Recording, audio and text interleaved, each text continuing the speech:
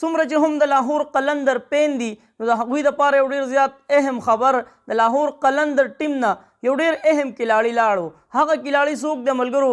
حارث رؤف. د سیټ کې تاسو ته ښکاري دا خو مې سره مذاق کو، حارث رؤف او شاهنشاه آفریدي پریکټس دوران کې دوی چې کم مینه محبت دی او کم گپ شپ دی نو هغه هم د داد وړ دی.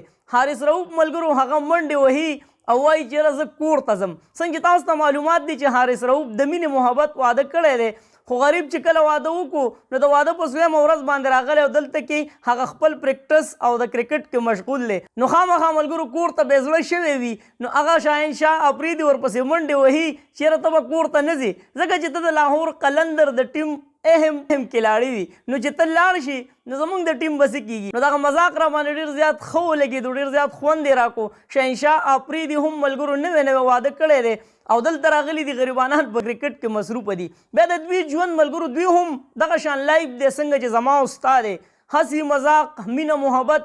بیا په دې کرکټرانو کې هم داسې کسان شته دی چې هغه به تاسو ته په میچ دوران کې هم هغه کردار تاسو ته په کیمره باندې ښایي. حسن علي دی، حارث رؤف دی او داسې ډېر کرکټران دي. بیا د حارث رؤف یو بله ویډیو هم په سوشل میډیا ډېره زیاته وایرل شوې وه چې کله شاداب آوټ شي د هغه نه لاس تاو کړي او د سټیډیم نه وباسي. حالانکه په دې خبره باندې ډېر زیات ریاکشن هم شوی و. شاهد افریدي بیان پې هم راغلی و چېرې کم از کم په ګراونډ کې داسې کردار نه دی ادا کول پکار، ځکه چې شاداب د دغه ټیم کپتان دی او کله چې یو انسان آوټ شي نو هغه ته ډېر زیات تکلیف وي. نو بیا حارث رؤف له نه و پکار چېرې داسې قسم کار یې د چا سره کړی وی؟ د شاداب سره. خو بیا هم خوند کوي ملګرو دغه هسې مذاق په ګراونډ کې. نو تاسو ته مې دا ویډیو شو کوله. بیا د دې خلکو ژوند هم ملګرو ډېر زیات سخت دی که سوچ وکئ، ځکه د کال 12 میاشتې دغه کرکټ وي، یو سیریز ختمیږي بل شروع کیږي، خو موږ هغه تنقید څومره په اسانه باندې وکړو چېرې پلان کې نه دی ښه او ډینګری نه دی ښه. نو دې غریبانانو ته د آرام دپاره ډېر زیات کم ټایم میلاویږي. کله بیا په چوټۍ باندې راشي نو هغه هم بیا د کوره نشي راوتلی، ځکه سټار دی. کوشش یې دا وي چېرې په کور کې وخت تیر کړو.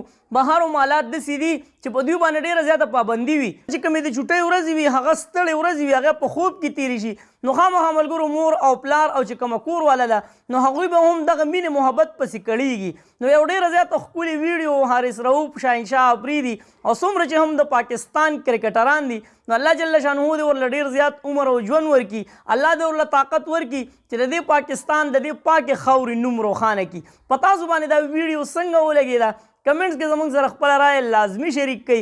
ویډیو د ملګرو سره شیر کړئ. ستاسو د سپورټ موږ ته هم ضرورت دی. دا زما نوی پیج دی نوید آفیشل ټي وي. نو ډېرو ملګرو ته پته نشي چې نوید به اوس د دې پیج نه ویډیو شیر کوي.